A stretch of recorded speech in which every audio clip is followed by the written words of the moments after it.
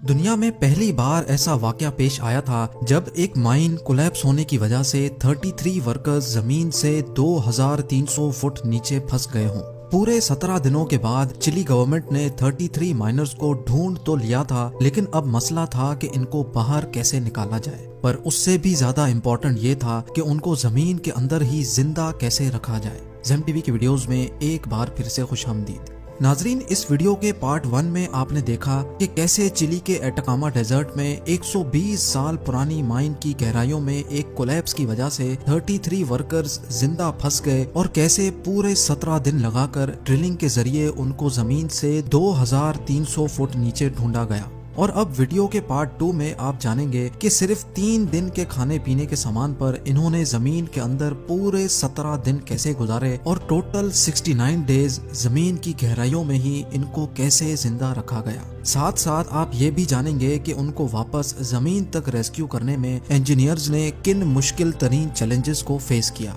तो आइए आगे बढ़ते हैं। Challenge number 6। 17 दिनों की अनथक मेहनत के बाद आखिर अब जमीन के अंदर फंसे माइनर्स की लोकेशन का पता लगाया जा चुका था। अब बारी थी उस 6 इंच के पाइप में सीसीटीवी कैमरा और फोन लाइन डालने की। सारे लोग बेताबी से इस इंतजार में थे कि 17 दिनों से फंसे अपने प्यारों का चेहरा देख सकें। कैमरा में देखा गया कि 33 माइनर्स की हालत बहुत ही खराब थी। शदीद गर्मी और हब्स की वजह से उन्होंने अपनी शर्ट्स उतार रखी थी और कई माइनर्स भूख की वजह से बुरी तरह निढाल हो रहे थे। जब उनसे फोन लाइन पर बात की गई तो उनकी भी खुशी की कोई लिमिट नहीं थी। भूख और गर्मी के मारे जमीन की काली गहराइयों में भी उन्होंने चिली का नेशनल एंथम एक ही आवाज में गाया।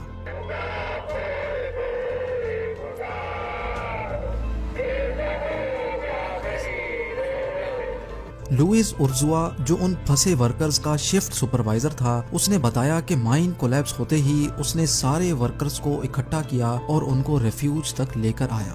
क्योंकि वहां सिर्फ 3 दिन का खाना पीना मौजूद था, इसी वजह से शिफ्ट सुपरवाइजर ने पहले दिन से ही खाना डिस्ट्रीब्यूट करने में अपना हाथ टाइट रखा। हर वर्कर को सिर्फ 1 घूंट दूध और 1 स्पून टूना का दिया जाता था, और वो भी रोजाना नहीं बल्कि हर दूसरे दिन। लेकिन उसके बावजूद भी ये खाना सिर्फ 14 दिनों तक ही चल सका। शिफ्ट सुपरवाइजर ने ये भी बताया कि पिछले 3 दिनों से उन्होंने ना ही कोई खाना खाया है और ना ही पानी का एक कतरा भी पिया है।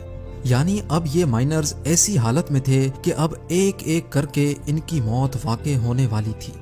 Challenge number 7। बाहर मौजूद रेस्क्यू टीम का अब सबसे इम्पोर्टेंट चैलेंज ये था कि किसी भी सूरत में 2300 फुट नीचे फंसे माइनर्स तक खाना और पीना पहुंचाया जाए, और वो भी